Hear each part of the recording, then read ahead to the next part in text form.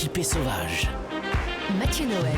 Qui sera élu chroniqueur européen du jour ? Ils étaient 4 en compétition pour la précieuse couronne. Anne Le Gall, pourquoi notre invité devrait-il voter pour vous ? Alors d'abord parce que sauver le monde, c'est un petit peu... Sauver les insectes, c'est un petit peu sauver le monde. Donc voter pour moi, c'est un petit peu sauver le monde. Oui, enfin, le lien de cause à effet est quand même un peu limite. Et ensuite parce que je vous ai fait réécouter quand même cette petite pub Rien avec pour les... ça. C'est et vrai. les bzzz Que de vous Michel faites si Leb bien. de 82 et ça c'est collector. Emmanuel Dutheil, pourquoi notre invité Stéphane De Groot devrait voter pour vous ? Parce que moi je suis un loser, je suis dans les derniers du classement, donc il faut absolument que je remonte pour sauver mon CDI, donc je tiens absolument sur un Effectivement. collègue et là. 21 points en 17 participations, C'est ça ça. vous met au niveau de Sochaux à peu près en Ligue 1. S'ils sont toujours en Ligue 1, je ne sais même pas. Anis Mbida, pourquoi faut-il voter pour vous ? Alors moi, je vais pas jouer Alors la que vous corde avez déjà sensible. Je vais pas jouer la corde sensible ou bien la pitié. Je vais faire appel à ce qui caractérise notre invité, à l'intelligence. Le faux ultime. Et donc, le sujet qui est un sujet assez intéressant selon moi, parce qu'il a évoqué le problème du piratage pour ces mots, ces bons mots qui sont récupérés sur Instagram. Donc lui, il trouve ça intéressant parce que c'est valorisant, ça permet de diffuser un petit peu le message. Mais il y a d'autres industries qui, elles, en souffrent parce que justement, si on n'a pas d'argent pour pouvoir se soutenir la création, eh bien, le piratage peut être un véritable problème. Donc je m'en remets à son capacité de jugement. Il et est son intelligence. 20h13 sur Europe 1 et après la très belle performance Nous d'Anis sommes Mbida. jeudi. Virginie Fulpin, pourquoi il faut voter pour vous ? Parce que je vous ai fait faire le tour du monde ce matin, donc ça me semble déjà une bonne raison de voter pour moi. Et puis ensuite, on a parlé de Nick Butter, et je sais que vous aimez beaucoup ce nom, ce nom. Ce nom. Voilà. C'était votre pseudonyme d'ailleurs à une époque. Quand Oui, vous faisiez quand j'étais film, catcheur, d'un oui. autre genre. Ah, catcheur, oui, ça aussi. Pardon. Très bien Virginie, je vous remercie. Mais Eva, nous allons d'abord découvrir le vote des auditeurs. À 33%, 33% pour qui ? Anne Le Gall. Anne Et Le merci Gall. les auditeurs. Et Mais qu'est-ce que vous leur faites les aux petits auditeurs, Anne Le insectes. Gall ?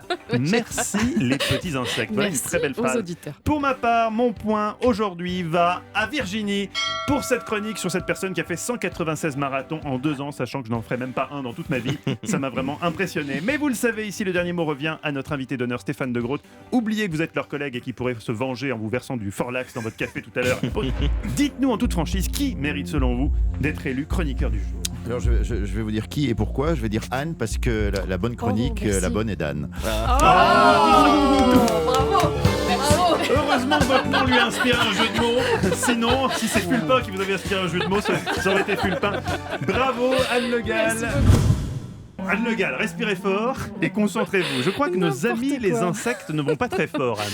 Effectivement, mais vous l'avez sans doute remarqué, comme votre papa, vous le disiez depuis 30 ans, depuis votre Comme mon enfance. papa me le disait. J'ai l'impression que là, vraiment, il se passe un truc quand Stéphane De Groot est dans le studio. On n'en met pas un dans l'ordre des mots. Mais c'est-à-dire que mais vous nous faites perdre les pédales, Stéphane De C'est Groot. On normal va parce que recommencer. c'est Anne chronique.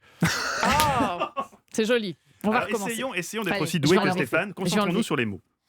Vous l'avez sans doute remarqué, Oh oui. depuis votre enfance, depuis votre adolescence, les fourmis, les guêpes vous dérangent beaucoup moins l'été quand vous mangez. Je vais vous dire le nombre de fourmis que j'ai tuées quand j'étais petit. J'étais un psychopathe. Ouais. Je les tuais, je les faisais brûler. C'est horrible, hein, je l'avoue. C'est horrible. Oui. Alors, c'est-à-dire, il n'y en a plus du tout dans ma région. Et pour les manger ou Effectivement. pour juste, Non, ça, non, pas pour les manger, juste pour le plaisir. Et Donc, j'étais un enfant terrible. On est on vous d'accord, interrompt. il y en a beaucoup moins quand on pique-nique l'été Ah, il y en a dehors. beaucoup On moins. voit aussi beaucoup moins de moustiques et de papillons qui s'éclatent sur le pare-brise quand on roule de nuit, Ça c'est parce qu'il y a par Carglass rapport à il y a maintenant. 30 ans aussi.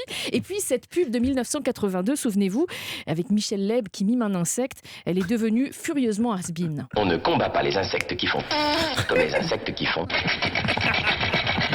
Voilà, tout ceci c'était avant. Vous voulez dire qu'on voit moins effectivement. Michel Leb parce qu'il y a moins de moustiques aussi? Je ne sais pas s'il y a un Tout lien est de lié. cause à effet. En tout cas, effectivement, aujourd'hui, les insectes disparaissent. Et cette nouvelle étude menée par une dizaine d'institutions scientifiques allemandes nous en donne une nouvelle preuve. Pendant 10 ans, ces chercheurs, pas farouches, ont capturé 1 million d'insectes dans 300 forêts et prairies en Allemagne. Alors, il s'agissait d'arthropodes. Donc, ils font à la fois crrr et bzz. Et ils ont repéré vachement bien. au départ 2700 espèces différentes. Mais au bout de 10 ans, un tiers de ces espèces avaient carrément disparu. Et chez les survivants, la population d'insectes a reculé de 78%. Et alors, cette étude allemande, elle vaut aussi pour la France ? Oui, parce que malheureusement, elle vient confirmer d'autres études. Alors, il y en a eu des américaines, hollandaises. Il y a une étude française qui indique aussi qu'il y a une baisse de 85% de la biomasse des insectes depuis 25 ans. Là, c'est le moment où je fais « Ah non !» Et ben voilà. Mais alors, vous allez le faire après, parce Ah oui. qu'en fait, ça veut dire que les insectes disparaissent 8 à 10 fois plus vite que les mammifères. Mais alors pourquoi ? C'est étonnant parce qu'on dépend, parce qu'il y a la première cause en fait, c'est l'agriculture intensive, donc les pesticides, les insecticides, l'urbanisation aussi. Tout ça, c'est vraiment la première cause de la disparition des insectes. Mais d'ailleurs, Arnaud Montebourg développe Des ruches. une culture de. Oui, des ruches. Ah non, oui. j'ai cru que vous partiez sur une vanne. Ah oui, Arnaud Montebourg développe. C'est pas Remarque, mon genre, c'est franchement, aussi assez humoristique. Et pourquoi c'est si gênant, Anne, que les cloportes, les guêpes, les araignées disparaissent, franchement ? Voilà, on pourrait s'en réjouir, mais en fait, on dépend beaucoup d'eux. En quoi ? Déjà, il y a 35% de la production agricole mondiale qui dépend de la pollinisation. Donc c'est quand même un tiers du contenu de notre assiette. Donc sans les abeilles, les papillons qui pollinisent, plus de fruits, plus de graines, plus de café, plus de cacao. Voilà, tout ça, ça disparaît. Les insectes participent aussi à la dégradation des sols dans les forêts. Et puis, dans la chaîne alimentaire, comme les grosses bêtes mangent les petites, si les insectes disparaissent, évidemment, il n'y a plus de nourriture pour les oiseaux, les batraciens, les grenouilles, donc les crapauds, les chauves-souris, pareil. Donc, c'est toute la chaîne alimentaire, en fait, qui est menacée. Et donc, nous subirons forcément, à un moment, nous, la conséquence aussi de cette réaction en cascade. Et quand les insectes disparaissent, c'est aussi leur savoir-faire qui disparaît. On s'inspire par exemple beaucoup des termites pour l'architecture. On s'inspire des abeilles, des fourmis pour leur modèle social.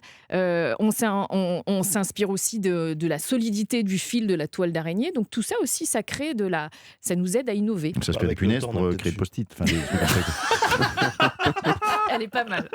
Elle est pas mal. Et donc, pour les experts, effectivement, il est urgent d'agir. Alors surtout à grande échelle. Donc en fait, c'est notre modèle agricole qu'il faut remettre en cause. On peut rien faire à notre échelle.